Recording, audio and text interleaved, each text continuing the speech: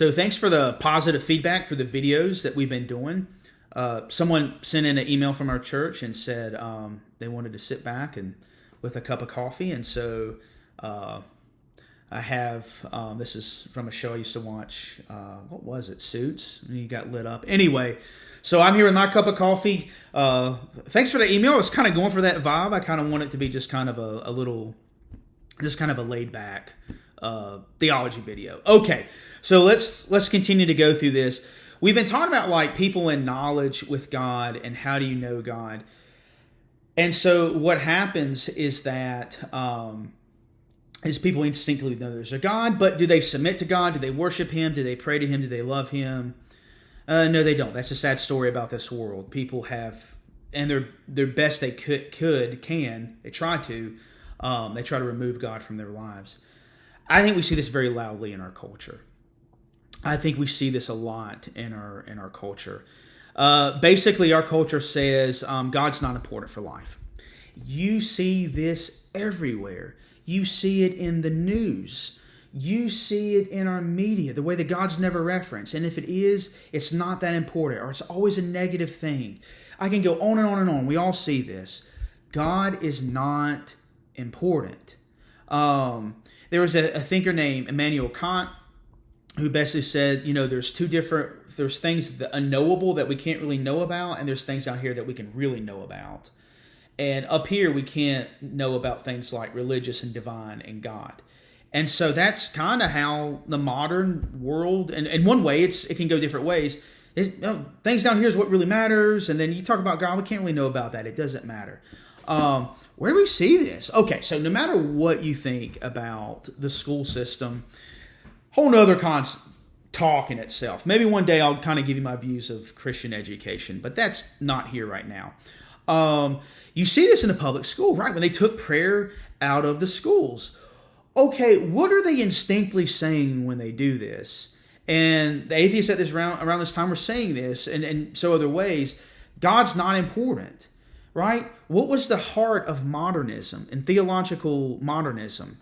Well, the modern man, he's evolved. He's a new guy. Look at the science that we have. Look at the rockets.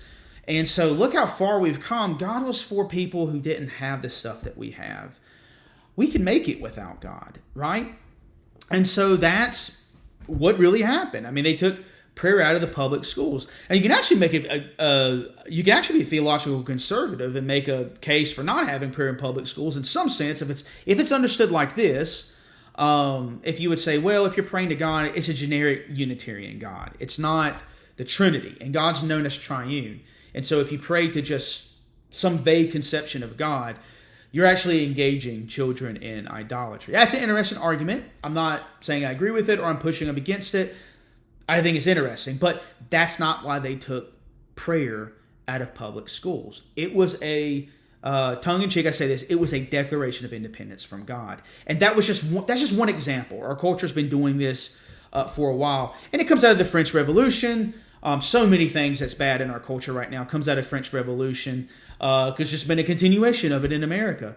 And in the French Revolution, they literally tore down cathedrals and said, what will we call this? We'll call this the Cathedral of Reason. They tried to take out the 7-day calendar and make a 10-day calendar. I mean, they just try to do all of this crazy stuff. And what were they doing during the French Revolution? They were trying to dethrone God, and it went crazy and bad. And we're kind of going crazy and bad. And because that's what's going to happen. Which brings me to my very quick point. This is why this is important. If you have the foundation of a house, important for your family, for your own life, for culture, not everybody can be a Christian, but there should be acknowledgement that there's something above there. I really do believe that. And as Christians, we should want to promote our Christian public, our Christianity as virtuous and promote that, right? I'm not even getting into all the political arguments about that. I'm just making very generic statements. And so what are they doing when they do that? They're removing the foundation. You remove the foundation of a house, it crumbles. Okay, so the foundation's on the bottom. Just go with me on this. Think about the foundation as the transcendental, what's above here, right? And we have what's down here. Just go with me on this. Let's say this is the created order, and the creator is up here. once in your personal life you try to move the Creator, the foundation crumbles, right?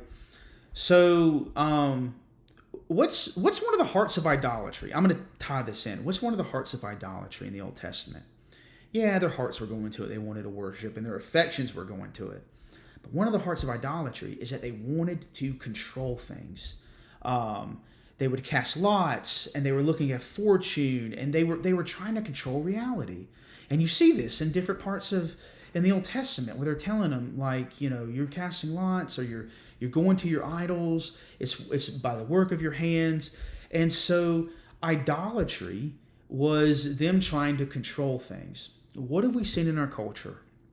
We're talking about knowledge of God. Our culture, what's been happening in the surrounding world, they believe that there really is no knowledge of God. It doesn't matter. Well, who steps in that takes that place? Man does. Specifically, who comes in and decides to step in and takes that place? Shocker alert. It's the people who are saying there's no God.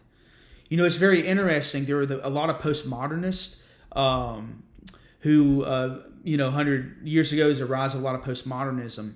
Many of the main thinkers of postmodernism, they would make the point that, well, you can't really know truth. There's no God. And people would point this out, but then you would become a Marxist and support communism. Wait a second. If you believe there's no truth, then how can you support this system? Well, because it's inevitably going to happen in order for people to live lives. And so when we look at our culture right now, what's happened is people have removed God, and what stepped in that place? Well, it's certain people who have decided to run things and have a vision for the rest of society. Did anyone ask them to do it? No, nobody asked them to do it. Do they go around to each local populations? No, they're going to enforce their worldviews, their views of knowledge onto other people. Now, that's maybe a little bit more spicy when I say this, but that's exactly what's happening. And you can ask me in church or something else if you want to talk to me about this. I think I can give more concrete examples. I just want to go on two more things before we hop off here.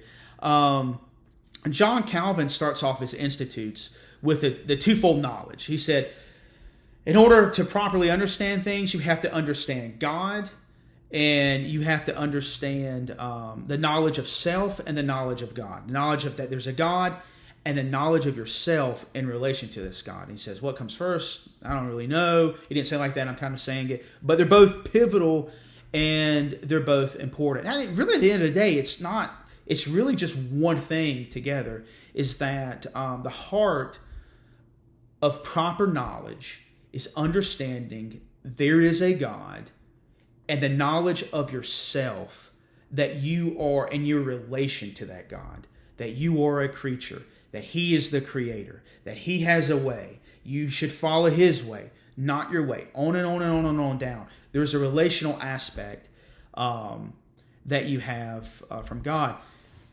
This R.C. Sproul once said, he said this multiple times. I used to listen to him back in the day. R.C. Sproul said that he was reading a psychologist, and he said, people are coming to me, and they're looking for me to fix their problems, and they don't need me to fix their problems. What they need is for a priest to say, you are forgiven. Remember that thing we talked about, the consciousness, about how, last video, about how people are patterned after the divine image. If you remove God, you don't know how to deal with that.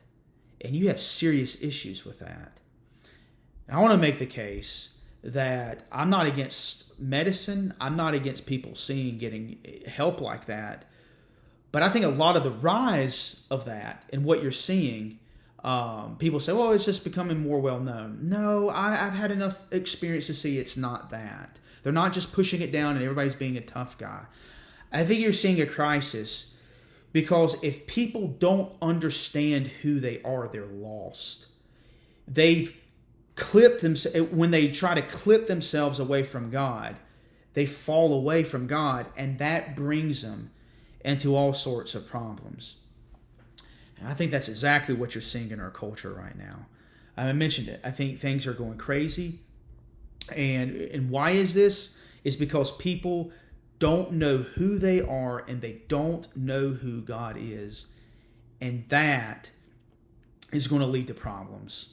So with that, we'll wait, and then next time we speak, which we'll get into John 17 and the final point of life and the biggest tragedy of life.